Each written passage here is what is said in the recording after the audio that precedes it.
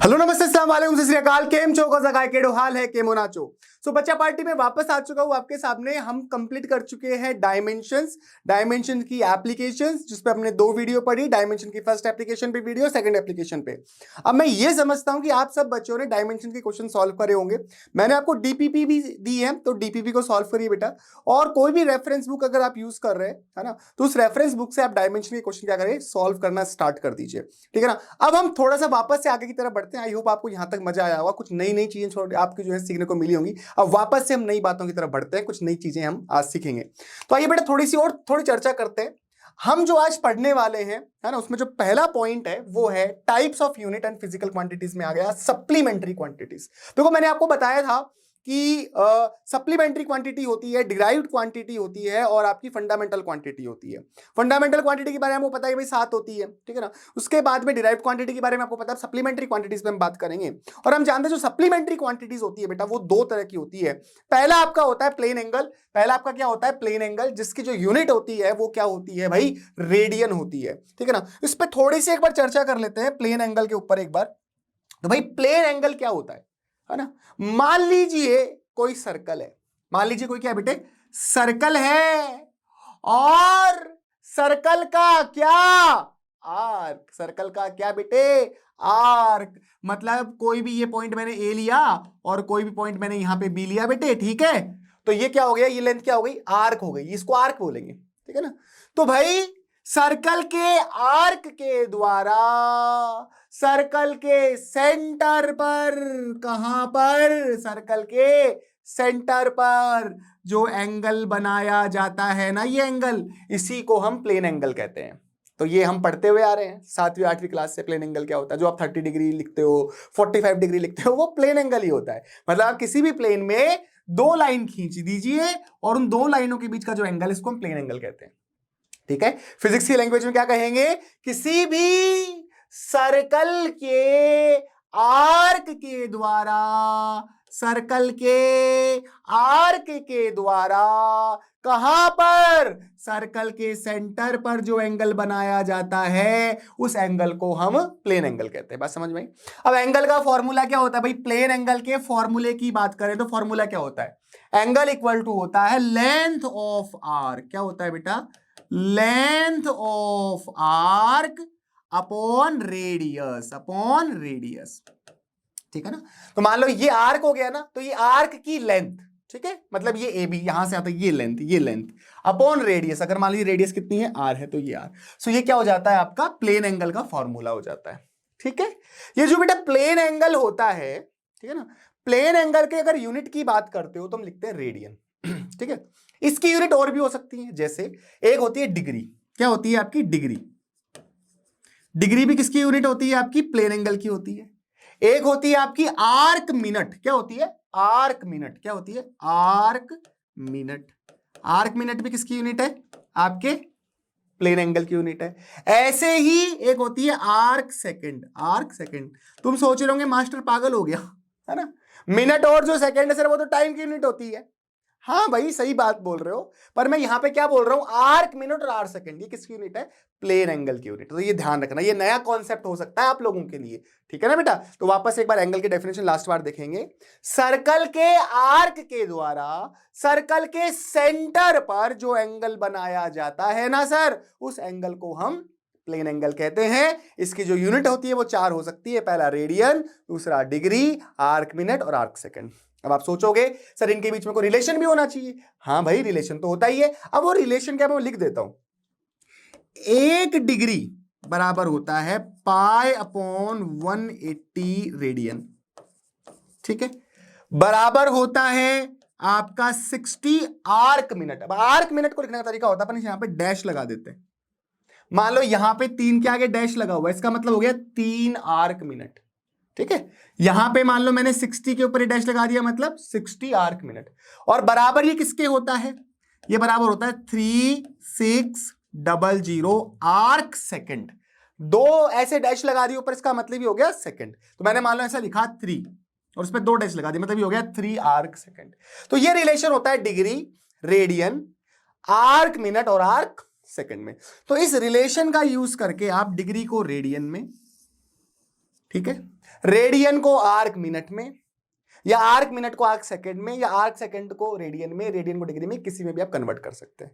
ठीक है, ये रिलेशन आप यूज करेंगे। ठीक है, आगे बढ़ते हैं थोड़ा सा। अब दूसरी जो क्वांटिटी है सप्लीमेंट्री, वो आपकी क्या हो जाती है भाई, ये मेन है सॉलिड एंगल।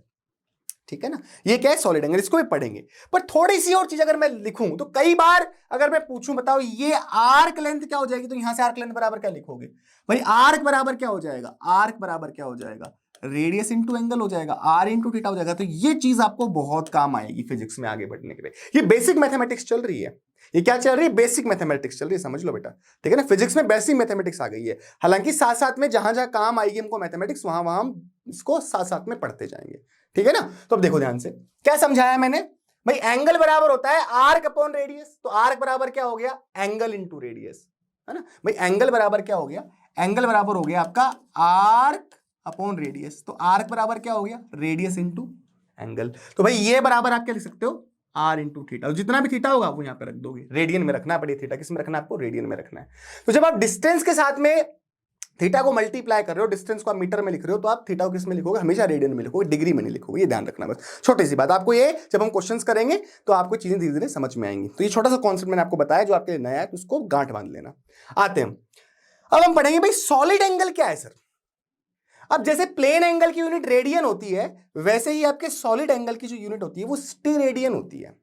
अब सबसे पहले ये समझना इंपॉर्टेंट है कि ये सर ये सॉलिड एंगल चीज क्या है। तो देखो इसको थोड़ा सा समझाने की मैं आपको कोशिश करता हूं कि सॉलिड एंगल क्या चीज होती है। अभी सिंपल सी भाषा में मैं कहूं, जैसे मान लो ये भाई साहब है ना, और इनके पास में कोई कैप है, ठीक है ना, इनके पास में कुछ इस तरह कैप है, गोल गोल कैप है।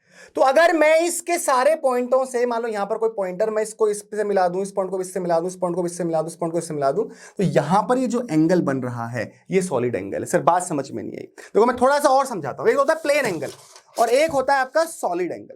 जैसे मान लो मैंने कोई ऐसे क्या बनाया, कोन बनाया, मैंने ऐसे क्या बनाया बेटे, मैंने ऐसे कोई कोन बनाया, ध्यान समझना, मैंने कोई अगर ऐसे कोन बनाया है तो अंदर की साइड में जो एंगल बन रहा है, जो अंदर की साइड में जो 3D एंगल बन रहा है, उसी को हम सॉलिड एंगल कहते हैं। सिंपल भाषा में समझाया मैंने। अब देखो मैं इसको थोड़ा सा और पास कर दूं तो अभी क्या हो गया, ये ऐसे क्या हो गया, ऐसे करने पर क्या हो रहा है, सॉलिड एंगल कम हो गया। ऐसे करने पे क्या हो गया, सॉलिड एंगल क्या हो गया बेटे, कम हो गया। ऐसे करने पे सॉलिड एंगल क्या हो गया, कम। और अब क्या हो गया, देखो अब क्या हो गया, सॉलिड एंगल अब बढ़ गया, अब बढ़ गया, अब सॉलिड एंगल बढ़ गया। अब देखो अब सॉलिड एंगल क्या हो गया, अब क्या हो गया, कम हो गया, है ना। तो आपने बहुत भेलमुरी खाई होगी ना, झालमुरी खाई होगी, ऐसे बना के देते हैं वो, है ना। तो बेसिकली ये अंदर वाला जो एंगल है वो क्या है, सॉलिड एंगल है। ठीक है भाई, ओके। थोड़ा सा इसको और विजुलाइज करने की कोशिश करते हैं, थोड़ा सा और इसको हम समझने की कोशिश करते हैं। ठीक है, चलो दिखाता हूं आपको मैं एक चीज और। मान लो मेरे पास में एक, जैसे मैं एक बॉल ले लेता हूं आप लोगों के लिए, ठीक है, एक बॉल ले लेता हूं। ये क्या है कि आपके पास सामने एक स्फीयर है, आपके सामने क्या है कि एक स्फीयर है। बोले ठीक है सर, आप हमारे सामने ये स्फीयर हो गया। अब मैं आपसे पहले छोटी छोटी बातें पूछता हूं सॉलिड एंगल समझाने से पहले। मान लो मेरे पास एक कागज है और इस कागज को मैं इस बॉल के ऊपर इस तरीके से ऐसे कर देता हूं, ठीक है ना। और ये पूरा कागज मान लो इसको ढक रहा है, थोड़ा बहुत भी नहीं बचा हुआ, मैंने थोड़ा बहुत बचा हुआ था उसको भी मान लो फाड़ दिया, ठीक है ना। तो मैं ये पूछना चाहता हूं कि ये एरिया कितना हो जाएगा। ये इस कागज को मैं यहां से हटाता हूं तो इसका ये एरिया कितना हो जाएगा, ये एरिया कितना हो जाएगा। तो भाई इतना जवाब दे सकते हो आपको, सर इसका जो एरिया है, सर इसका जो एरिया है वो 4πr² के बराबर होगा। इतनी बात समझ में आती है, छोटी छोटी बातें। चलो उसी पर हम बात करते हैं। अगर हम बात करें, किसकी बात करें बेटे, अगर हम बात करते हैं प्लेन एंगल की, तो प्लेन एंगल क्या था, angle made by arc, angle made by arc, है ना, of circle at is centre is called plane angle. But बेटा एंगल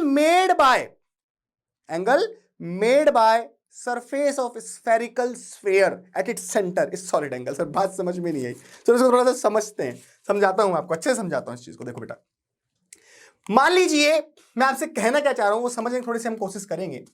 अगर मैं एक छोटी सी लैंग्वेज में कहता हूं, it is a 3D angle which is subtended bye A portion of sphere at its centre. मैंने ये लाइन कही, मतलब मैंने क्या कहा, वहां पे मैंने क्या कहा था प्लेन एंगल केस में, कि एंगल मेड बाय आर्क, है ना, एट इट्स सेंटर, किसी सेंटर पे, सर्कल के सेंटर पे, तो वो प्लेन एंगल है। But angle made bye, 3D angle made bye portion of sphere, sphere के पोर्शन के द्वारा, स्फीयर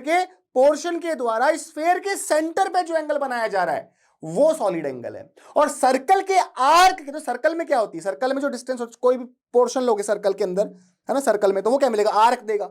पर अब स्फेयर का कोई भी पोर्शन लोगे, मान लो ये पोर्शन लिया, तो ये क्या देगा आपको, ये क्या देगा, ये क्या देगा, ये तो इस पोर्शन हो गया ना, ये आपका, ये आपको ये एरिया दे रहा है, ठीक है। और सर्कल के अंदर जो आर्क है वो आपको लेंथ दे रहा है, ये आपको दे रहा है एरिया। बस समझ आ रही है। तो सर्कल का कोई भी, सॉरी, स्फेयर का कोई भी जो पोर्शन है, स्फेयर का कोई भी जो पोर्शन है, वो पोर्शन, है ना, इस स्फेयर के सेंटर पे जो एंगल बना रहा है, उस एंगल को हम कह रहे हैं सॉलिड एंगल, ठीक है ना। थोड़ा सा समझना, जैसे मान लो मैंने ये बात कही, तो इसको थोड़ा सा और विजुलाइज कराओ, समझाओ। चलो मान लो मेरे पास में स्फेयर है, ठीक है ना, और ये जो स्फेयर है, इसका ये जो आप एरिया देख पा रहे हो, मतलब कोई भी एरिया, ये एरिया मान लो, आप कैसा भी एरिया मान लो, है ना, ये जो एरिया है, ये जो पोर्शन है, इस सेंटर पर, सर, इस स्फेयर के सेंटर पर, स्फेयर के सेंटर पे जो एंगल बना रहा है, उस एंगल को हम क्या कहते हैं, सॉलिड एंगल कहते हैं। या फिर इसी बात को आप ऐसे कहो, जैसे हमने हमारी आइसक्रीम, है ना, कोन जो होता है, कोन वाली जो आइसक्रीम होती है ना, तो मैंने क्या किया, आप ध्यान से कर देखे, तो मैंने, मेरे पास में जो ये स्फेयर था, मेरे पास में जो स्फेयर था, मैं इसमें से ये पार्ट को हटा लूं, इस पार्ट को हटा लूं, तो क्या मिलेगा मेरे को, कोन ही मिलेगा भाई, मेरे को क्या मिलेगा, कोन ही मिलेगा ना, इस तरह का। तो इस लाइन को आप ऐसे नहीं कह सकते हो, क्या कह सकते हो, it is a 3D angle which is enclosed bye A conical surface. Conical surface हो गया, कौन जैसा सरफेस हो गया, कौन जैसा सरफेस हो गया ना, तो क्या बोल सकते हो आप, it is a 3D angle which is enclosed bye A conical surface at the vertex. इसके वर्टेक्स पे जो एंगल बन रहा है, यही आपका क्या हो गया, सॉलिड एंगल हो गया। जैसे मैंने आपको थोड़ी देर पहले समझाया था कौन बना के, है ना, तो जो कॉनिकल सरफेस होता है, उसके वर्टेक्स पे जो एंगल बन रहा है, वो 3D एंगल सॉलिड एंगल है, ठीक है। इसको थोड़ी और बारीकी से हम समझेंगे, और अच्छे से समझेंगे भी। इतनी बात समझ में आई, थोड़ी सिंपल सी, बोलो ओके सर। अब बात करते हैं इसका फॉर्मूला क्या है, यूनिट क्या है, इस पर थोड़ी सी और डिटेल में चर्चा करेंगे, है ना। तो देखिए, सबसे पहले बात आती है कि सॉलिड जो एंगल होता है उसका फॉर्मूला क्या है। प्लेन एंगल का क्या आप याद करो, आर्क अपॉन सर रेडियस होता था, आर्क अपॉन रेडियस। अब यहां पे क्या आएगा, यहां पे, वहां पे प्लेन एंगल कौन बना रहा था, आर्क, तो वहां पे आर्क अपॉन रेडियस था। अब यहां पे क्या है, स्फेयर है, स्फेयर का एरिया है, तो स्फेरिकल एरिया बाय रेडियस का स्क्वायर। सॉलिड एंगल क्या फॉर्मूला क्या होता है, क्या होता है, स्फेरिकल एरिया बाय रेडियस का स्क्वायर। क्या होता है बेटा, स्फेरिकल एरिया बाय रेडियस का जो स्क्वायर होता है, वो आपका सॉलिड एंगल होता है, ठीक है। थोड़ा सा और विजुलाइज कराता हूं, थोड़ा सा और समझाता हूं छोटी छोटी चीजों को। अब इसकी यूनिट की बात करूं तो स्टेरेडियन, जो कि आपको बता चुका हूं। मान लो ये मेरे पास में एक स्फीयर है, जैसे मैं आपको दिखाया था अभी। अब इसको मैं, इसमें मान लो कपड़ा बिछा दूं, या फिर इसमें मैं ये बिछा दूं, क्या बोलते हैं, ये पन्ना मैंने इसे बिछा दिया, और इस पन्ने को मैं यहां से हटा के अलग करके मान लो यहां पे रख देता हूं, समझो ऐसे, है ना। तो इसका एरिया क्या हो जाएगा सर, इसका जो एरिया होगा वो हो जाएगा 4 पाई आर स्क्वायर। और ये बात हमने सर 10th क्लास में पढ़ी है कि कोई भी जो स्फेयर होता है, उस स्फेयर का जो एरिया होता है वो 4 पाई आर स्क्वायर होता है। तो भाई मेरे पास ये बॉल थी, मैंने बॉल पे ऐसे इसको ढका, ठीक है ना, और मैंने अगर इसको यहां से हटा के यहां पे रख दिया, तो भाई ये एरिया कितना एरिया देगा आपको, ये आपको एरिया देगा 4 पाई आर स्क्वायर। बात समझ आई, बोला हाँ सर। अब मैं आपको थोड़ा सा 1 स्टेरेडियन क्या है वो समझाने की कोशिश करता हूं। क्या समझाऊंगा आपको 1 स्टेरेडियन क्या है। अब मान लो इसके पोर्शन में से मैंने कोई पोर्शन कट किया, मान लो मैंने पोर्शन कट किया और उसका एरिया मान लो मैं आर स्क्वायर, कितना मान रहा हूं, आर स्क्वायर। मान लो मैंने गोल, है ना, कोई भी एक मैंने ये एरिया लिया, ध्यान सुनना, ये एरिया लिया है मैंने, ये काट लिया इसमें से एरिया कितना लिया, याद करना, आर स्क्वायर एरिया लिया है, ठीक है, आर स्क्वायर एरिया लिया मैंने, आर स्क्वायर एरिया लिया मैंने।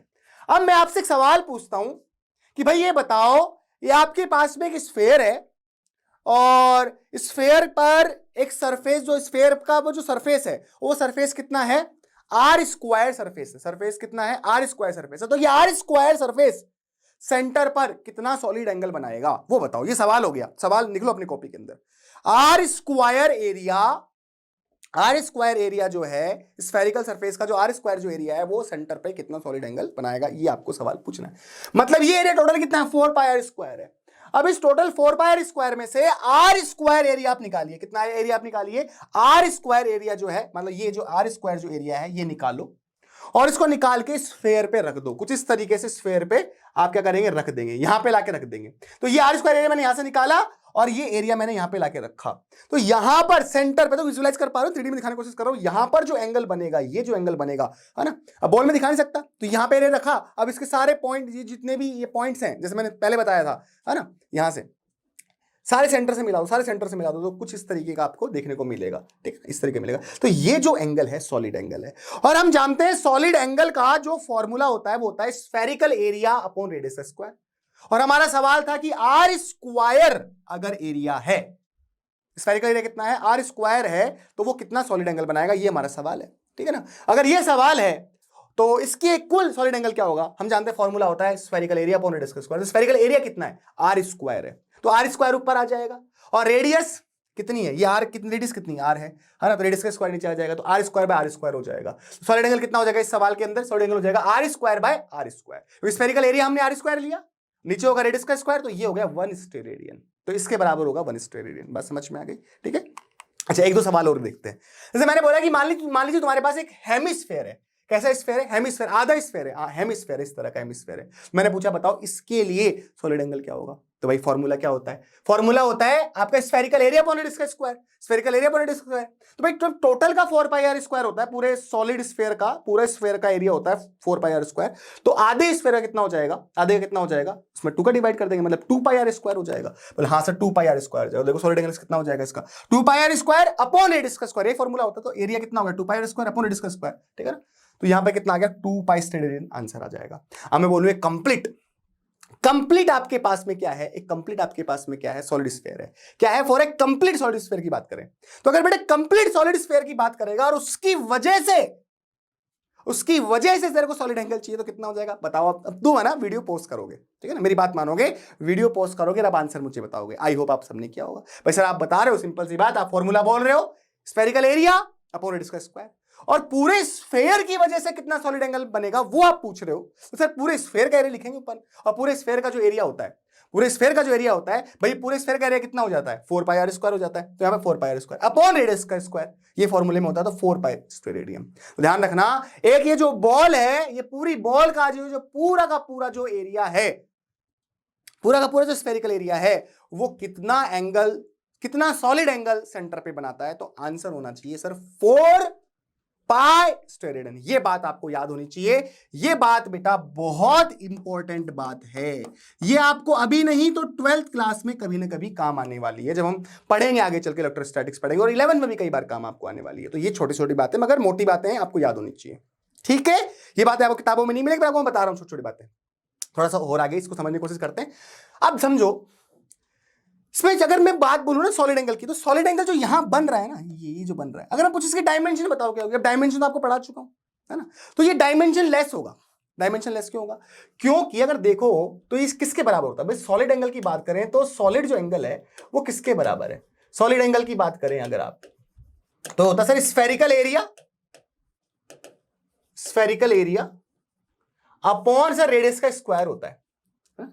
अब अगर आप यूनिट लिखते हो कोई भी एरिया की यूनिट क्या होती है, मीटर स्क्वायर, ठीक है, और रेडियस की यूनिट क्या होती है, मीटर पर स्क्वायर लगा तो मीटर स्क्वायर, तो मीटर स्क्वायर से मीटर स्क्वायर कट जाएगा, 1 बचेगा, मतलब सर डायमेंशन कुछ भी नहीं बचेगी, क्योंकि एरिया की डायमेंशन भी क्या हो जाएगी, L2 हो जाएगी, इसकी क्या हो जाएगी, L2 हो जाएगी, तो सर डायमेंशन लेस। तो डायमेंशन लेस होती है, पर क्या यूनिट होती है, हाँ यूनिट होती है। यूनिट कौन सी होती है, स्टेरेडियन होती है, ठीक है। इसके अलावा भी सर कुछ इसकी यूनिट होती है, हाँ होती है भाई सर, इसके अलावा भी यूनिट होती है, तो कौन कौन सी यूनिट होती है वो समझते हैं। तो पहले जो आपको पता ही है भाई स्टेरेडियन हो गई, इसके अलावा और क्या होती है, डिग्री स्क्वायर, क्या होती है, डिग्री स्क्वायर या स्क्वायर डिग्री आप बोले इसको, इस तरीके से हम लिखते हैं, डिग्री स्क्वायर या, ठीक है ना, स्क्वायर डिग्री कुछ भी बोले, एक यूनिटी होती है। अब इन दोनों में कुछ रिलेशन भी होगा, तो रिलेशन क्या है, 1 डिग्री स्क्वायर, ध्यान सुनना, 1 डिग्री स्क्वायर बराबर होता है पाई अपॉन 180 का होल स्क्वायर स्टेरेडियन। तो डिग्री स्क्वायर में और स्टेरेडियन में ये रिलेशन है, ठीक है, बात समझ में आ गई। अच्छा, इसके अगर बात करें तो एक स्टेरेडियन की बात करें तो एक स्टेरेडियन में कितने डिग्री स्क्वायर हो जाएंगे, इतने डिग्री स्क्वायर हो जाएंगे 3 to 8। अगर कभी हमको काम आए न्यूमेरिकल में, डायरेक्ट हम वैल्यू यहां पे रख सकते हैं। तो छोटी मगर मोटी बातें जो आप चाहें तो अपने नोट्स में लिख के इनको याद रख सकते हैं, ठीक है। अब एक और इंटरेस्टिंग बात बताता हूं, ध्यान समझना। जब भी कोई इंसान होता है और वो अपने आसपास की चीजों को मेजर करता है, मान लो मैं यहां पर हूं, है ना, तो एक तो मैं मुंडी ऐसे कर सकता हूं, ऐसे मतलब ऐसे देख सकता हूं, ऐसे देख सकता हूं, है ना, समझो। अब मान लो मेरे को मुंडी हिलानी नहीं, मैं मान लो अब सांप की तरफ सामने ऐसे देख रहा हूं, ध्यान समझना, सामने ऐसे देख रहा हूं, मेरी आंखों को मैं कैसे कर सकता हूं, मेरी आंखों को मैं इधर और इधर घुमा सकता हूं, मतलब एक तो ऐसे घुमा सकता हूं, ऐसे, तो मैं कितना एरिया तक ऐसे और ऐसे देख पाता हूं, है ना। और एक मैं अपनी आंखों को एक जगह पे खड़ा करके ऊपर देख सकता हूं, नीचे देख सकता हूं। तो जब अगर मैं इसको ऐसे देखता हूं तो 200 डिग्री का एंगल में मैं देख सकता हूं, और अगर ऐसे देखूं तो मैं 135 डिग्री के एंगल में देख सकता हूं। और इनकी वजह से जो टोटल ह्यूमन आई की बात करूं, solid angle for human eye view के लिए बात करूं, तो भाई वो सॉलिड एंगल आपका कितना होता है, 4.17 स्टेरेडियन होता है। ठीक है ना, बताइए ना आपको मैंने, इंटरेस्टिंग बात है ना। तो कहने का मतलब अगर इंसान ऐसे है तो वो ऐसे 200 डिग्री, और ऐसे देखें तो 135 डिग्री, है ना। और पूरे सॉलिड एंगल की बात करें तो ह्यूमन आई जो है वो 4.17 स्टेरेडियन, इतना ह्यूमन आई का क्या है, सॉलिड एंगल के व्यू में वो देख सकता है। ठीक है ना, तो चलो ऐसी बात ही होगी, सॉलिड एंगल हमने बहुत कुछ जान दिया है। अब थोड़ा सा आगे बढ़ते हैं और कुछ चीजों के बारे में जानने की कोशिश करते हैं। अब सबसे इंपॉर्टेंट चीज आ गई आपकी ऑर्डर ऑफ मैग्नीट्यूड। जितने भी चीजें मैं आपके सामने लेके आ रहा हूं आपको ये बुक्स में नहीं मिलेगी बेटा, पर मैं जो काम करना चाहता हूं स्टार्ट में, मैं आपके बेसिक्स पे, आपके फाउंडेशन पे काम करना चाहता हूं, क्योंकि मेरा ये पर्सनली मानना है कि फाउंडेशन जितना आपका स्ट्रांग होगा, आपकी छोटी छोटी बारीकी चीजें जितनी स्ट्रांग होंगी, तभी आप एक अच्छे कॉन्सेप्ट पे अच्छे से काम कर पाओगे। और छोटी छोटी चीजें अगर आपकी कमजोर हैं और अच्छे से कॉन्सेप्ट पढ़ोगे तो वहां पे अटकोगे कहीं ना कहीं जाके। तो मेरा काम पहले है फाउंडेशन आपका तैयार करना, बेसिक मैथमेटिक्स तैयार करना, छोटी छोटी मगर मोटी बातें तैयार करना, तभी हम फिजिक्स और अच्छे से पढ़ेंगे। तो बीच बीच में छोटी मगर मोटी बातें मैं आपको बताता रहूंगा। जैसे वापस एक पॉइंट आ गया आपके सामने, ऑर्डर ऑफ मैग्नीट्यूड। किताबों में ढूंढने जाओगे नहीं मिलेगा, पर कई बार आपको जब किताब पढ़ रहे होंगे आप एनसीईआरटी की या कोई भी रेफरेंस बुक, तो आपको ऑर्डर ऑफ मैग्नीट्यूड ये नाम कई बार आपको मिलेगा और आप समझ नहीं पाओगे इसका मतलब क्या। तो वो आपको मैं समझाना चाहता हूं। देखो ये ऑर्डर मैग्नीट्यूड क्या है वो समझते थोड़ा सा। ये भाई साहब जो है ना, इनका नाम है सुल्तान, सुल्तान तुर्की के, पर ये तुर्की के सच में सुल्तान नहीं है, इनका नाम सुल्तान है। ठीक है ना। सो भाई साहब ये टॉलेस्ट मैन है, टॉलेस्ट मैन है। इनकी जो हाइट है लगभग 251 सेंटीमीटर है, 251 सेंटीमीटर। और नेपाल के एक भाई साहब हैं, ठीक है ना।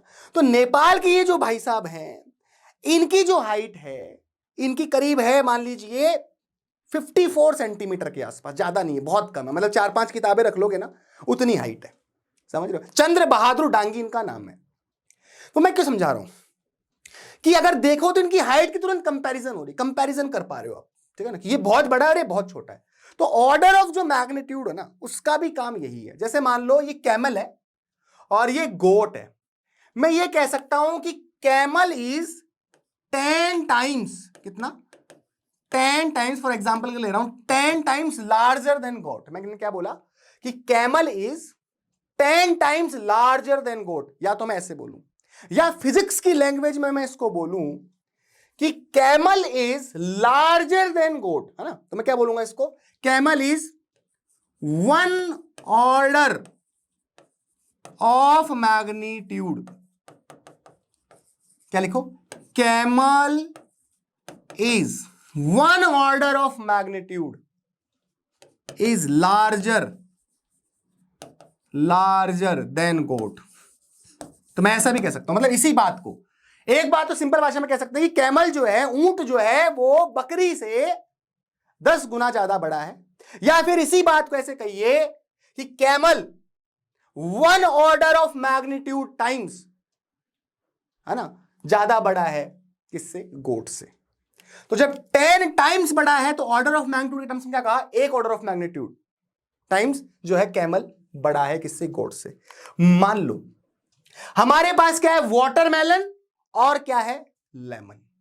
ठीक है, मैंने कहा कि वाटरमेलन जो है वो 100 टाइम्स, कितना टाइम्स भाई, 100 टाइम्स बड़ा है वाटरमेलन किससे, लेमन से। तो इसी भाषा को आप ये कह सकते हो कि watermelon is larger 2 order of magnitude, 2 order of magnitude than lemon. तो भाई आप ये कह सकते हो कि जो वाटरमेलन है ना, वो लेमन से 2 ऑर्डर ऑफ मैग्नीट्यूड टाइम्स बड़ा है। कौन, वाटरमेलन किससे, लेमन से। तो ये फिजिक्स की भाषा है। Basically order of magnitude comparison के लिए हम यूज करते हैं, बड़े छोटे के लिए। तो जब आपके पास में था 10, तो हमने कहा कि 10 का ऑर्डर ऑफ मैग्नीट्यूड हमने लिखा 1। जब 100 की बात चल रही थी हमने बोला ऑर्डर ऑफ मैग्नीट्यूड 2, है ना। तो कंपैरिजन के लिए यूज कर रहे हैं। तो ये चीजें होती है। तो बेसिकली आप समझो कि ऑर्डर ऑफ मैग्नीट्यूड का यूज क्या है, पहले समझो। तो ऑर्डर ऑफ मैग्नीट्यूड का यूज होता है कंपैरिजन के लिए। फिजिक्स की लैंग्वेज में कंपैरिजन के लिए हम ऑर्डर ऑफ मैग्नीट्यूड का यूज करते हैं। और ना ऑर्डर ऑफ मैग्नीट्यूड, मैग्नीट्यूड का ऑर्डर क्या है, ठीक है ना। तो 10 लिखा है तो हमने बोला ऑर्डर ऑफ मैग्नीट्यूड 1, 100 लिखा है तो हमने बोला ऑर्डर ऑफ मैग्नीट्यूड 2। सिंपल सी बात समझ में आई, ठीक है ना। और चीजें मैं थोड़ा थोड़ा धीरे धीरे उसको समझाऊंगा।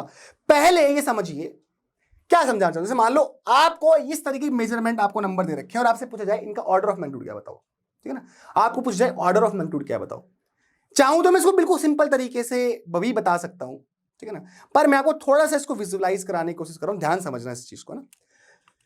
अगर 4 to 5 है और उसका आपको ऑर्डर ऑफ मैग्नीट्यूड लिखना है, इसका ऑर्डर ऑफ मैग्नीट्यूड क्या है, क्योंकि फिजिक्स की लैंग्वेज में हम ऑर्डर ऑफ मैग्नीट्यूड को यूज कर रहे हैं कंपैरिजन के टर्म्स में। तो हम बड़ी बड़ी संख्याएं ना लिख के हम बोलते हैं कि ये इसका ऑर्डर ऑफ मैग्नीट्यूड 2 है ना। ऑर्डर इसका ऑर्डर ऑफ मैग्नीट्यूड 10 की पावर ऑर्डर मैग्नीट्यूड 31 है, इसी का ऑर्डर मैग्नीट्यूड 30 है। इस तरीके से हम बात करते हैं। तो उनकी बातों का मतलब क्या है वो थोड़ा हम समझने की कोशिश करेंगे। तो पहले हम जानते हैं कि ऑर्डर मैग्नीट्यूड कैसे निकालते हैं, ठीक है ना, समझो। जैसे मान लो लिखा हुआ है 4 to 1। अगर आपको ऑर्डर ऑफ मैग्नीट्यूड निकालना है तो सबसे पहले क्या करो, पहला प्रोसेस ही समझो कि आपको डेसिमल लगा देना है। जो फर्स्ट डिजिट होता है ना उसके जस्ट बाद में डेसिमल लगाना है। कहने का मतलब मान के चलो भी डेसिमल यहां है तो यहां पे जाओगे तो आप क्या लिखोगे, इसको 4.25 ऐसे लिखोगे इनटू 10 to the power 2। इसको ऐसा लिखा जा सकता है ना, क्योंकि जब लेफ्ट साइड में डेसिमल लेके जाओगे तो यहां पे पावर क्या होती है, जुड़ती है। आप याद रखो जल, जल याद रखो, जल। एल का मतलब लेफ्ट, लेफ्ट साइड में जाओगे तो पावर जुड़ेगी, जैसे मतलब जुड़ेगी, ऐड होगी, ठीक है ना। तो अब यहां पे जो ऑर्डर ऑफ मैग्नीट्यूड है वो क्या है, यहां पर ऑर्डर ऑफ मैग्नीट्यूड हो गया आपका 2। कितना हो गया, ऑर्डर ऑफ मैग्नीट्यूड आपका हो गया 2, ठीक है ना। 10 पावर कितनी है, 2। समझ में कहानी। तो क्या करना है, क्या प्रोसेस है, जो नंबर लिखा है, नंबर जो लिखा, ध्यान सुना बेटा, नंबर जो लिखा हुआ है फर्स्ट जो डिजिट है, फर्स्ट डिजिट के जस्ट बाद में डेसिमल लगा देना है, ठीक है ना। लगाओगे तो 2 आगे गए तो 10 की पावर 2, तो 2 हो गया इसका ऑर्डर ऑफ मैग्नीट्यूड। मान लो ये है तो क्या सिखाया, तरीका क्या है, जो फर्स्ट डिजिट है ना उसके जस्ट बाद में डेसिमल लगाना। तो कितना गया हम आगे, 1 2 3 4 5 गए आगे, तो 1.78230, 10 की पावर 5। तो यहां पर ऑर्डर ऑफ मैग्नीट्यूड क्या हो गया, 5। सर आपने तो ऐसे सिखाया। हाँ, अगर 1 की बात करें तो भाई फर्स्ट डिजिट जस्ट आगे है ना, तो मतलब यहां पे तो है ही, मतलब यहीं पे ही है, मतलब इसको ऐसे लिखो सर, ऐसे लिखो, ऐसे लिखो, 10 की पावर 0। हम गए ही नहीं आगे, गए ही नहीं, इतना है। इसका मतलब इसका ऑर्डर ऑफ मैग्नीट्यूड क्या हो गया, इसका ऑर्डर ऑफ मैग्नीट्यूड हो गया आपका 0। सही बोल रहा हूं। अगर मैं बात करूं 4 की, किसकी बात कर रहा हूं, 4 की बात कर रहा हूं, तो 4.0 इंटू 10 की पावर 0, इसको ऐसा लिख सकते हो। 10 की पावर 0 की वैल्यू तो कितनी होती है, 1 होती है ना। पर किसी भी चीज पे पावर 0, किसी भी चीज पे पावर 0, उसकी वैल्यू कितनी होती है, 1 होती है ना। तो इसका ऑर्डर ऑफ मैग्नीट्यूड कितना हो गया, 0 हो गया। तो धीरे धीरे समझाने की कोशिश कर रहा हूं, ध्यान समझना। 10 की बात करें तो फर्स्ट डिजिट के आगे डेसिमल लगा दो, 1.0। अब देखो 10 की पावर क्या लिखेंगे, 1 लिखेंगे। यहाँ पे एक गए ना आप आगे तो 10 की पावर 1, तो यहां पर ऑर्डर ऑफ मैग्नीट्यूड कितना हो गया, 1 हो गया। अब ये जो 9 है ना, ये 9 जो है, इसको ध्यान से देखना, इसको ध्यान से देखना। सर इसका बनाओ, सर इसका बनाओ, सर इसका बनाओ। अब भाई इसका अगर मैं बना रहा हूं तो भाई सर 1 पॉइंट आगे लिखना है, फर्स्ट डिजिट जस्ट आगे, फर्स्ट डिजिट जस्ट डेसिमल लगाना है। तो सर ये तो इसको ऐसे लिखेंगे, इसको ऐसे लिखेंगे, है ना। और सर इसका ऑर्डर ऑफ मैग्नीट्यूड तो 0 होना चाहिए, बस। अब सही बच्चा होगा ना, उसको चमत्कार तुरंत समझ में आएगा। सर आप क्या बोलना चाह रहे हो, आप एक तरह बोल रहे हो कि ऑर्डर ऑफ जो मैग्नीट्यूड होता है वो कंपैरिजन के लिए यूज करते हैं। हमको ये बात समझ में, 10 जब था तो आपने ऑर्डर ऑफ मैग्नीट्यूड बोला 1, 100 था तो आपने बोला 2, 1000 होगा तो ऑर्डर ऑफ मैग्नीट्यूड 3 हो जाएगा, ठीक है ना। 10,000 होगा तो सर 4 हो जाएगा। ये आपने स्टार्ट में हमको समझाया था वाटरमेलन का और कैमल का एग्जाम्पल लेके। फिर संख्याओं में आप ऑर्डर ऑफ मैग्नीट्यूड निकालना सिखा रहे हो, तो आपने ये सिखाया कि फर्स्ट डिजिट के जस्ट आगे डेसिमल लगाओ और 10 पे जो पावर है वो पावर को ही आप ऑर्डर ऑफ मैग्नीट्यूड लिख रहे हो। इतना हमको समझ में आया है। पर सर अब हमको कंफ्यूजन हो रहा है। सर क्यों हो रहा है, क्योंकि सर 10 और 9 में अगर कंपैरिजन करें आप तो 10 का ऑर्डर ऑफ मैग्नीट्यूड आप 1 बता रहे हो और 9 का ऑर्डर ऑफ मैग्नीट्यूड आप 0 बता रहे हो। और सर 9 तो 10 के बहुत पास है। भाई जब आप कह रहे हो सर 1 का ऑर्डर ऑफ मैग्नीट्यूड 0, 4 का ऑर्डर ऑफ मैग्नीट्यूड 0, 3 का ऑर्डर ऑफ मैग्नीट्यूड 0 है, ये समझ में आती है। 10 का ऑर्डर ऑफ मैग्नीट्यूड 1 है, ये बात भी समझ में आती है। पर सर 9 का ऑर्डर ऑफ मैग्नीट्यूड जब निकाल रहे हैं ना आपके तरीके से, तो सर वो 0 आ रहा है।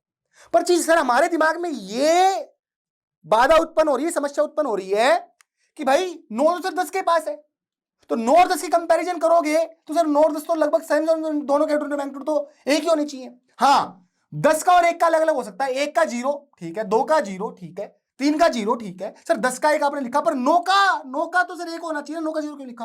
तो बच्चा अगर आप ऐसे सोच रहे हो तो बहुत अच्छा सोच रहे हो, सही सोच रहे हो। तो 9 का ऑर्डर ऑफ मैग्नीट्यूड 0 नहीं होता, 9 का ऑर्डर ऑफ मैग्नीट्यूड होता है 1, क्योंकि 10 के पास ही है। समझ रहे हो? तो यही नियम है, यही नियम है। मतलब अगर मैं 1 से 10 तक जा रहा हूं तो हमको नियम बनाने पड़ते हैं ऐसे, फिर सिंपल वे में समझने के लिए। और बीच मान लो 5 है, तो 1 से 5 के बीच की अगर बात करूं तो ऑर्डर ऑफ मैग्नीट्यूड कितना रहेगा? इनका 0 रहेगा। 1 का बात कर लो, 2 का बात कर लो, 3 का बात कर लो, 5 का बात कर लो, सबका 0। 5 से बड़े हैं, मतलब 6 हैं, 7 हैं, 8 हैं, 9 है ना, 10 है। इसका ऑर्डर ऑफ मैग्नीट्यूड कितना है? इन सबका क्या है? 1 है। इसके आगे भी अगर चलते हो 11 का पूछो ऑर्डर ऑफ मैग्नीट्यूड, तो सिंपल समझ में आ रहा है, इसको कोई दिक्कत ही नहीं है। एक डेसिमल आगे लगाओगे तो क्या लिखोगे सर? 1.1 10 टू द पावर 1 लिखोगे, तो सर इसका ऑर्डर ऑफ मैग्नीट्यूड भी 1। 12 का भी 1, 15 का भी 1। समझ में आ रही बात? तो ये समझ में आ रही है। थोड़ा सा और आगे देखते हैं। मतलब 100 की बात करें, क्या लिख सकते हो उसको? 1.00 10 टू द पावर सर 2, तो 100 का सर ऑर्डर ऑफ मैग्नीट्यूड कितना हो गया? 2 हो गया। 200 की बात करें तो 2.00 10 की पावर 2, ऑर्डर ऑफ मैग्नीट्यूड 2 हो गया। सर 1000 की बात करते हैं, 1000 की बात करते हैं। अगर 1000 की बात करते हैं, ध्यान समझना, 1.000 10 की पावर 3, तो 1000 का ऑर्डर ऑफ मैग्नीट्यूड कितना हो गया? 3।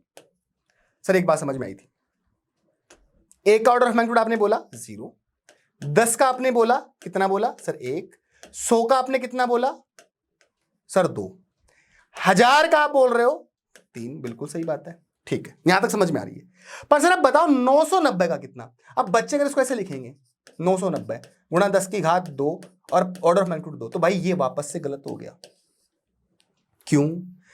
1000 का 3 है और सर 990 का 2, तो बात गलत हो गई ना। कोई 990 सर 1000 के पास है, तो अगर इन दोनों में कंपैरिजन कर रहे हो तो सर 990, मतलब किसी का आप अगर 1000 रुपए मांगते हो और उस बंदे ने आपको 990 रुपए दे दिए, समझो बात को, 1000 रुपए मांगते हो, 990 रुपए आपको दे दिए, बोले ठीक है कोई बात, 10 रुपए तो छोड़ो, है ना। तो मैं यही कह रहा हूं आपको, तो 990 1000 के बहुत पास में। तो कहने का मतलब इसका ऑर्डर मैग्नीट्यूड 2 नहीं, इसका ऑर्डर मैग्नीट्यूड कितना होता है? इसका ऑर्डर मैग्नीट्यूड भी कितना होगा? 3 होगा। थोड़ा सा और विस्तार में इसको समझने की कोशिश करते हैं। जैसे मान लो 10 से 50 के बीच में बात करें, चलो यहां से 1 से बात करते हैं।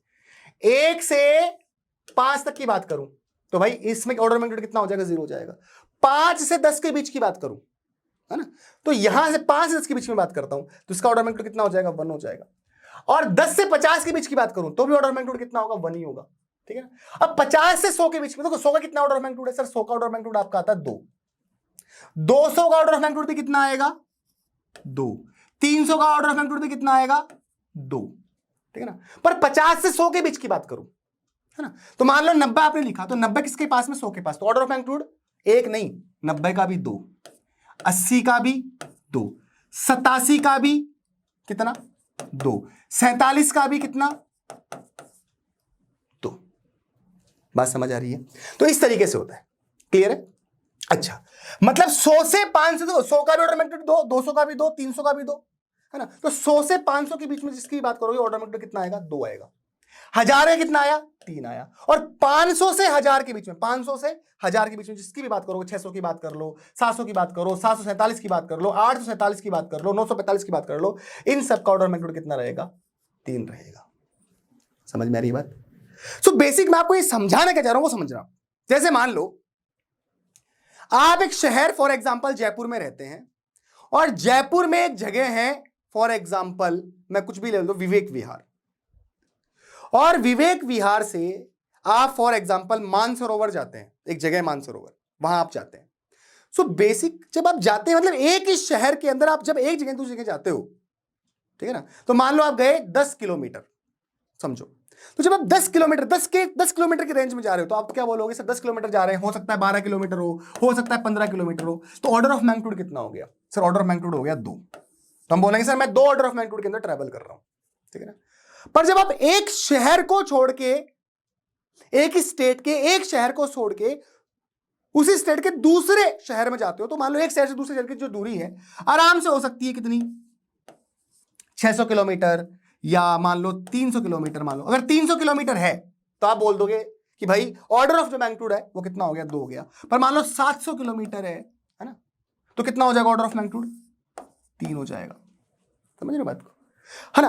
अब कहने का मतलब आप जब एक स्टेट को छोड़कर दूसरे स्टेट में जा रहे हो तो हजारों किलोमीटर के रेंज में आप ट्रैवल कर रहे हो, तो ऑर्डर ऑफ मैग्नीट्यूड और बढ़ता गया। तो कहने का मतलब मैं आपको ये समझाने की कोशिश कर रहा हूं, ऑर्डर ऑफ मैग्नीट्यूड केवल और केवल कंपैरिजन के लिए यूज किया जाता है। ये मैंने आपको एक मेथड सिखाया, तरीका सिखाया, पर मैं ज्यादा कंफ्यूज ना करके सिंपल मेथड आपको बताता हूं, तुरंत देखते हैं आप ऑर्डर ऑफ मैग्नीट्यूड बता सकते हो। क्या करते हैं, सबसे पहले अगर आपको ऑर्डर ऑफ मैग्नीट्यूड किसी का भी चाहिए, सबसे पहले आप उसको साइंटिफिक नोटेशन में कन्वर्ट करिए, साइंटिफिक नोटेशन में आपके यानी कन्वर्ट करिए। अब साइंटिफिक नोटेशन क्या होता है, मतलब आप इसको इस फॉर्मेट में लिखिए, a into 10 to the power b के फॉर्मेट में आप उसको लिखिए, ठीक है ना। जो भी सिखाया है अभी तक तो मैंने आपको फील कराने की कोशिश करी थी थोड़ी सी, अब मैं इसको रूल्स वाइज इसको बांट देता हूं, क्योंकि हमने रूल बनाने पड़ रहे हैं हमको, है ना, हमको दिक्कतें आ रही है उसको करने में। हम क्या बोलेंगे, first convert in scientific notation, scientific notation में कन्वर्ट करो, मतलब a इंटू 10 की पावर b के फॉर्मेट में लिखो। फिर ये चेक करो कि आपकी जो वैल्यू है a वो 5 से छोटी है या 5 से बड़ी है। अगर भाई 5 से छोटी है, 5 से छोटी है, तो भाई ऑर्डर ऑफ मैग्नीट्यूड तो b का b ही हो जाएगा। और अगर आपका a की वैल्यू 5 से बड़ी है और 10 से छोटी है, 10 के बराबर है, तो ऑर्डर ऑफ मैग्नीट्यूड हो जाएगा आपका b+1। सर बात कुछ समझ में नहीं है, इसे आपको समझाता हूं। फॉर एग्जाम्पल मैंने कहा 2 into 10 to the power 7 metre, मैंने कहा कि भाई इसका ऑर्डर ऑफ मैग्नीट्यूड बताओ, इस मेजरमेंट का ऑर्डर ऑफ मैग्नीट्यूड बताओ। तो इसको सबसे पहले हमने साइंटिफिक नोटेशन में लिखा हुआ है, कोई दिक्कत नहीं है, a इंटू 10 की पावर b के फॉर्मेट में लिखा हुआ है। फिर ये चेक करो, ये जो a की वैल्यू है ये 5 से बड़ी है या छोटी है, ये चेक करो, ठीक है ना। तो देखा सर 2 है और 5 से छोटी है, 5 से अगर छोटी है ना भाई, तो इसका जो ऑर्डर ऑफ जो मैग्नीट्यूड होगा, इसका ऑर्डर ऑफ मैग्नीट्यूड जो होगा भाई, वो क्या होगा, इस 10 पे जो पावर है b, है ना, जो भी पावर है, जैसे मैंने बोला ना b, तो वो पावर ही हो जाएगा, इसका ऑर्डर मतलब 7 हो जाएगा। मैंने बोला जैसे मास ऑफ जो इलेक्ट्रॉन होता है, मास ऑफ क्या होता है, इलेक्ट्रॉन जो होता है, उसका ऑर्डर ऑफ मैग्नीट्यूड बताओ। मास ऑफ इलेक्ट्रॉन क्या होता है, 9.1 10 टू द पावर -31 kg होता है। मैंने बोला इसका ऑर्डर ऑफ मैग्नीट्यूड बताओ। सबसे पहले ये चेक करो, ये क्या है, a, क्या ये 5 से बड़ा है, हाँ 5 से बड़ा है। तो भाई इस केस में ऑर्डर ऑफ मैग्नीट्यूड क्या होगा, इस पे जो पावर है ना उसमें आपको 1 जोड़ना पड़ेगा, उसमें पावर में जो 1 जोड़ना पड़ेगा, मतलब ये हो जाएगा इसका ऑर्डर ऑफ मैग्नीट्यूड -30। ऐसे हम ऑर्डर ऑफ मैग्नीट्यूड लिखते हैं, समझ में आई बात। चलिए एक आधे क्वेश्चन है वो देख लेते हैं। पहला जैसे मैंने बोला find order of magnitude of speed of light. भाई स्पीड ऑफ लाइट क्या होती है, 3 into 10 to the power 8 metre पर सेकेंड होता है। हाँ सबसे पहले सर ये चेक कर लो, ये 5 से छोटा है ना, 5 से छोटा है, बोला हाँ, तो सर ऑर्डर ऑफ जो मैग्नीट्यूड हो जाएगा सर क्या हो जाएगा, 8 हो जाएगा। क्या हो जाएगा, ऑर्डर ऑफ मैग्नीट्यूड 8 हो जाएगा, ठीक है ना। ऐसे मैंने पूछा find order of magnitude of mass of electron, की बात मैं कर चुका हूं, तो कितना होता है 9.1 10 टू द पावर -31 kg, ये आपका मास ऑफ इलेक्ट्रॉन होता है। और ये सर 5 से बड़ा है, इसलिए ऑर्डर ऑफ मैग्नीट्यूड क्या होगा, b+1 होगा, मतलब -31 + 1 होगा, मतलब -30 होगा। मैंने कहा कि भाई ऑर्डर ऑफ मैग्नीट्यूड बताइए मेरे को, मान लीजिए मैंने कहा 2 नहीं लेते, काम करते 8 ले लेते, 8 इंटू 10 टू द पावर 8, इसका ऑर्डर ऑफ मैग्नीट्यूड बताओ। तो सोचो क्या हो जाएगा, सर ये 5 से क्या है, बड़ा है, ये 5 से क्या है, बड़ा है, 5 से क्या है, बड़ा है, इसलिए ऑर्डर ऑफ मैग्नीट्यूड हो जाएगा 8+1 मतलब 9 हो जाएगा, ठीक है। अब इसी बात को मैं अलग तरीके से पूछूंगा। जैसे मान लो मैंने आपसे पूछा, जैसे ये सवाल में क्या लिखा हुआ है, find order of magnitude of speed of light. सुनना, find order of magnitude of speed of light, आपने बोला 8। अब मैंने बोला, इसी सवाल को मैंने घुमाया, थोड़ी लैंग्वेज चेंज करी, मैंने बोला speed of light, speed of light is of the order. मैंने ये बोला, बहुत इंपॉर्टेंट बात बता रहा हूं, बहुत इंपॉर्टेंट सवाल है। मैंने बोला speed of light is of the order, और मैंने पहला ऑप्शन दिया 8, दूसरा ऑप्शन दिया 10 to the power 8, C option दिया 9 और डी ऑप्शन दिया 10 टू द पावर 9। अगर आप सोच रहे हैं इसका आंसर 8 होगा तो ये गलत है, इसका आंसर 8 नहीं, इसका आंसर होगा 10 टू द पावर 8। तो 2 लाइनों में मिस्टेक मत करना। अगर आपने सिंपल पूछा है find order of magnitude of speed of light, वो बोला स्पीड ऑफ लाइट का ऑर्डर ऑफ मैग्नीट्यूड बताओ, ऑर्डर ऑफ मैग्नीट्यूड बताओ, तब आपको 10 पे जो पावर होती है केवल वो लिखनी होती है। अगर ये 5 से छोटा है तो, 5 से बड़ा है तो 1 जोड़ दो, जैसे मैंने किया। बट इसने पूछा इसी क्वेश्चन घुमा के speed of light is of the order, ये लाइन अगर लिखी मिल जाए, is of the order, is of the order, तो 10 के पावर के साथ में लिखना है, 10 की power 8 is the answer, right answer. तो ये बात कोई नहीं बताता, ये बात आपको मैं बता रहा हूं, ठीक है ना। समझ में आया? ऑर्डर ऑफ मैग्नीट्यूड का बेसिक यूज क्या है? कंपैरिजन के लिए करा जाता है। जब हम बोलते हैं ना क्या कि सन की साइज का ऑर्डर ये है, मून की साइज का ऑर्डर ये है, सन से अर्थ तक की जो डिस्टेंस है उसका ऑर्डर ये, तो इस भाषा में हम फिजिक्स में बात करते हैं। समझ रहे हो? बड़ी बड़ी डिस्टेंसेस होती हैं, समझ रहे हो? तो उनको लाखों करोड़ों मीटरों में ना लिख के हम ऑर्डर में बात करते हैं फिजिक्स में, ठीक है ना? आप बहुत जगह फिजिक्स में क्या केमिस्ट्री में पढ़ोगे भाई इस एटम की जो साइज है इसका ऑर्डर इतना है, इसका ऑर्डर इतना है, ठीक है ना? मैंने बोला कि एटम की जो रेडियस होती है उसका ऑर्डर बताओ, मैंने बोला न्यूक्लियस की जो रेडियस होती है उसका ऑर्डर बताओ। तो उस 10 पे जो पावर है ना, पावर, वो केवल पावर को ऑर्डर में कह रहा हूं। समझ में आई बात? ये ध्यान रखना। खैर, ये ऑर्डर ऑफ मैग्नीट्यूड पढ़ लिया। अब हम क्या पढ़ने वाले हैं? अब इसमें इसी पॉइंट में आ जाएगा हमारा मेजरमेंट ऑफ स्मॉल डिस्टेंसेस, ठीक है? इस पार्ट को हम नेक्स्ट क्लास में भी पढ़ेंगे और वो है मेन वॉल्यूमेट्रिक मेथड। देखो, मेजरमेंट के या लेंथ को मेजर करने के, डिस्टेंस को मेजर करने के, है ना, दो तरीके हैं, डायरेक्ट मेथड और इनडायरेक्ट मेथड। ध्यान समझना, बहुत इंपॉर्टेंट। मतलब अगर जिसको फिजिक्स से प्यार है, साइंस से प्यार है, उसको मजा आएगा, ठीक है ना? आगे आने वाली क्लासेस में उसको मजा आने लग जाएगा क्योंकि फैसिनेटिंग चीजें पढ़ाई जाएंगी आपको। सो हम बात करेंगे, अभी पहले हम बात करेंगे मेजरमेंट ऑफ स्मॉल डिस्टेंसेस। अभी डिस्टेंसेस की बात करेंगे, स्मॉल डिस्टेंसेस की बात करेंगे, फिर बात करेंगे लार्ज डिस्टेंस कैसे मेजर करी जाती हैं, फिर बात करेंगे मेजरमेंट ऑफ मास की, फिर बात करेंगे मेजरमेंट ऑफ टाइम की। ठीक है बच्चों? तो आइए सबसे पहले पढ़ते हैं मेजरमेंट ऑफ स्मॉल डिस्टेंसेस। ये बातें जो है आपके एनसीईआरटी में लिखी हुई हैं, इसलिए मैं आपको थोड़ी थोड़ी इनके बारे में चीजें बता रहा हूं। आप ये जो डायग्राम्स देख पा रहे हैं ये क्या है, उस पर हम बात करेंगे। देखो, सबसे पहले बात करते हैं मेजरमेंट ऑफ स्मॉल डिस्टेंसेस। अब जो छोटी छोटी जो डिस्टेंसेस होती हैं उनको मेजर करने के लिए एक मेन मेथड है, वो तो है वॉल्यूमेट्रिक मेथड, जिसको तो हम नेक्स्ट क्लास में पढ़ेंगे, टाइम लगेगा उसको समझाने में। पर आज जो मैं बताने वाला हूं, इसके अलावा हमारे पास कुछ माइक्रोस्कोप्स हैं जिनके थ्रू हम छोटे छोटे मॉलिक्यूल्स का साइज, है ना, छोटे छोटे डिस्टेंसेस, है ना, मॉलिक्यूलर लेवल पे सरफेसेस की स्टडी करने के लिए जिनको हम यूज करते हैं, है ना। तो स्मॉल डिस्टेंसेस के मेजर करने के लिए हम जो यूज करते हैं उस पर हम बात करेंगे। तो अगर कोई बोले कि how can we see an object, हम किसी ऑब्जेक्ट को देख कैसे सकते हैं? भाई ऑब्जेक्ट पे पहले लाइट गिरना चाहिए और लाइट गिरने के बाद में वहां से रिफ्लेक्ट होना चाहिए, रिफ्लेक्ट होने के बाद में वो हमारी आंखों पे गिरना चाहिए और नेक्स्ट बात यह है कि हमारी आंखें सही होनी चाहिए, इमेज बनना चाहिए रेटिना पे, तो हमको दिखती है। यही प्रोसेस होता है। तो इसी प्रोसेस पे सब चीजें रहती हैं, है ना। तो भाई साइज ऑफ मॉलिक्यूल 10⁻⁸ से 10⁻⁻10 मीटर के आसपास होता है और इतनी छोटी साइज मेजर करने के लिए हमारे पास कोई मीटर स्केल नहीं है। तो इनको मेजर करने की कुछ मेथड्स हैं, कुछ इनडायरेक्ट मेथड्स हैं, है ना, कुछ मशीनें हैं, उनसे मेजर करते हैं, ठीक है ना। स्क्रू गेज जो होता है वो 10⁻⁵ मीटर तक की लेंथ को मेजर कर सकता है। अब आप मुझे बताओ 10⁻⁵ ज्यादा है या 10⁻⁻10 ज्यादा है? इतना तो समझ सकते हो ना कि ये जो डिस्टेंसेस है ये 10⁻⁵ से भी क्या है, छोटी है। तो स्क्रू गेज जो आपके पास में डिवाइस होता है वो 10⁻⁵ मीटर तक ही मेजर कर सकता है। इससे भी छोटा मेजरमेंट अगर लेना है तो क्या करें सर? स्क्रू गेज क्या है क्या नहीं है, वर्नियर कैलिपर क्या है क्या नहीं, इस पे डिटेल्ड क्लास लेंगे, क्वेश्चन आते हैं नीट में, उसको हम अलग से वीडियो में पढ़ाएंगे। स्क्रू गेज क्या होता है, वर्नियर कैलिपर क्या होता है, किस तरह क्वेश्चन नीट में पूछ जाते हैं, इसमें हम बात करेंगे। खैर, तो भाई ये इंसान है और इसको अगर मॉलिक्यूल देखना है तो यहां पे लाइट गिरने के बाद में आंखों पे गिरनी चाहिए तब हमको दिखेगा। पर हमारी आंखों की एक लिमिट है भाई, हमारी आंखों की क्या एक लिमिट है।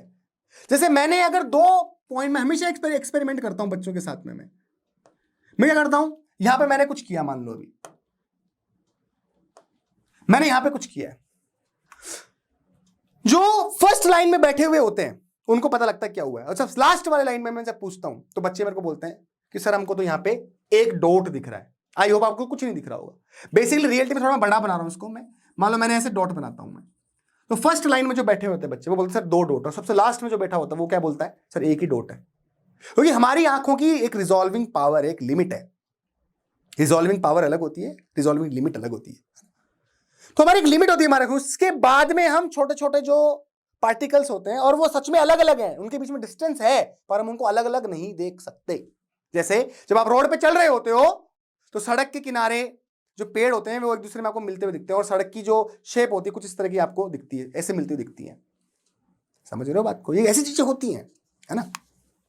तो सच में दो ऑब्जेक्ट, दो पार्टिकल के बीच में डिस्टेंस है, गैप है, पर हमारी आंखें नहीं देख पाती उनको, उस गैप को, है ना।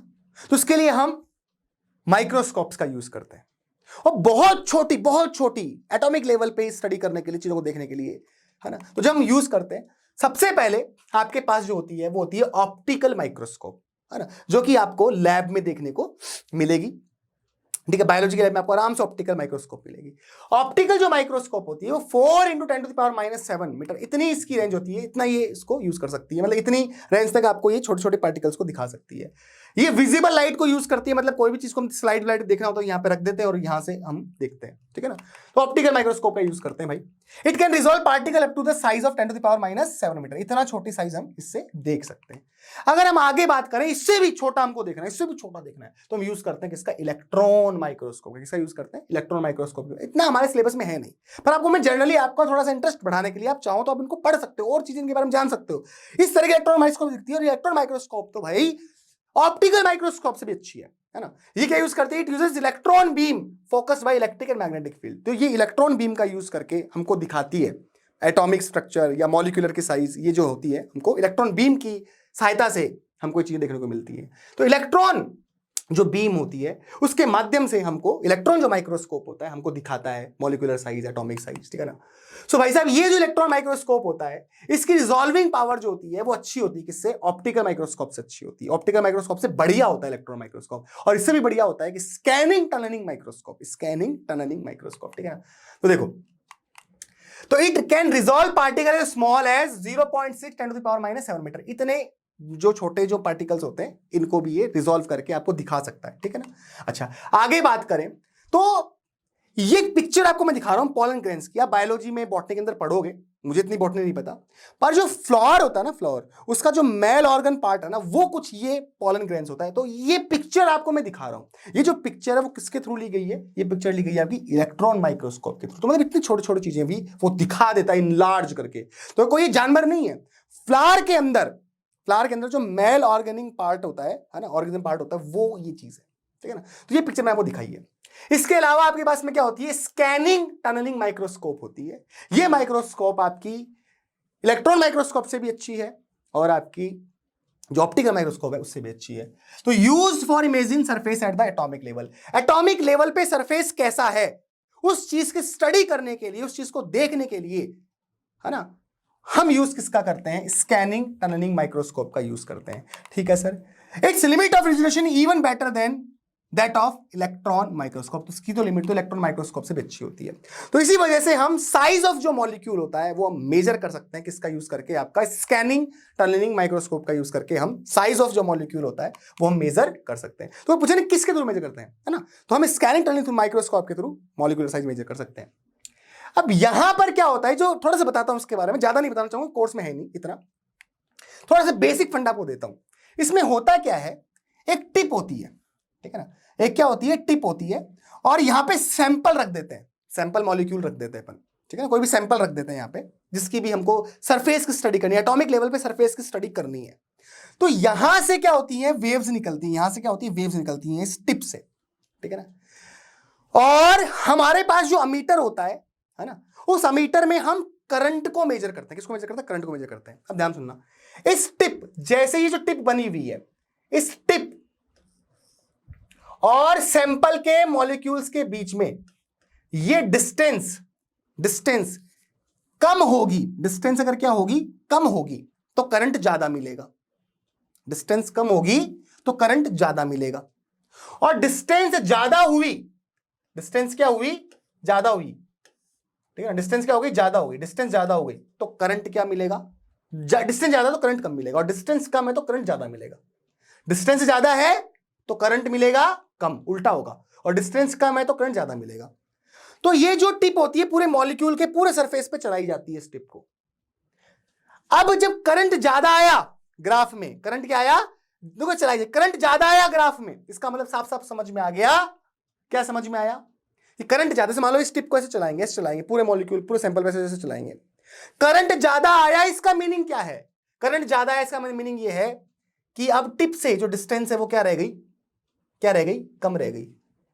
और करंट कम आया मतलब डिस्टेंस क्या होगी, ज्यादा होगी। तो मतलब ऊबड़ खाबड़ जो नेस है सरफेस का, ऊबड़ खाबड़ जो नेस है सरफेस का एटॉमिक स्ट्रक्चर पे कैसा है वो हमें पता लग जाएगा। हमको देखने पे ये सरफेस प्लेन दिख रही है अभी, पर अगर इस पे तुम चला दोगे स्कैनिंग टनलिंग माइक्रोस्कोप का टिप, तो आपको इसमें भी ऊबड़ खाबड़ नेस दिखेगी। समझ रहे हो? तो एटॉमिक लेवल पे इस सरफेस की स्टडी करने के लिए इलेक्ट्रॉन माइक्रोस्कोप का यूज हम करते हैं। आई होप ये बात आपको बेटा समझ में आई होगी। तब तक के लिए बच्चा party, thank you so much. इस वीडियो में अच्छे से पढ़िए, 2 बार देखिए, 3 बार देखिए, कुछ चीज समझ नहीं आए तो हमको वापस से आप डाउट पे पूछ सकते हैं, टेलीग्राम ग्रुप पे पूछ सकते हैं, साइंस इजिल चैनल आप ज्वाइन कर सकते हैं।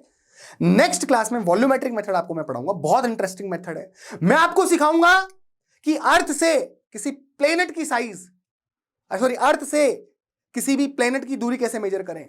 मैं आपको सिखाऊंगा किसी प्लेनेट की साइज को कैसे मेजर किया जाता है। तो किसी अगर कोई बंदा होगा साइंस का तो उसके लिए तो फैसिनेटिंग चीजें हैं कि भाई यार अर्थ से कोई प्लेनेट है उसकी दूरी मापनी है, अर्थ से मून तक की दूरी मापनी है, तो ऐसा थोड़ी ना कि मून पे जाएंगे इंची टेप छोड़ेंगे और फिर वो इंची टेप गिराएंगे अर्थ पे फिर पता लगेगा, है ना।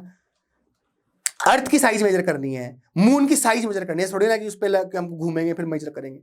तो क्या मेथड्स होते हैं उनके बारे में हम नेक्स्ट लेक्चर में जानेंगे। तब तक के लिए बच्चा party, thank you so much. अच्छे से पढ़ते रहिए, मन से पढ़ते रहिए। एक बात का ध्यान रखिए, मम्मी पापा का हमेशा ख्याल रखना है, उनके साथ में बुरा कभी नहीं होने देना है, ठीक है ना। उनके सपनों को, अपने सपनों को पूरा करने के लिए मैं आपके साथ खड़ा हूं, इसलिए मैं आपको प्रारंभ बैच आपके लिए लेके आया हूं, ठीक है ना। आपके सीनियर्स के लिए टॉपर्स बैच लेके आया हूं, ताकि जो भी बच्चे हैं जो मोटी फीस नहीं दे सकते, है ना, वो मेरे साथ मिलके अच्छे से पढ़ें और फ्री में पढ़ें। तब तक के लिए thank you so much, bye bye, take care.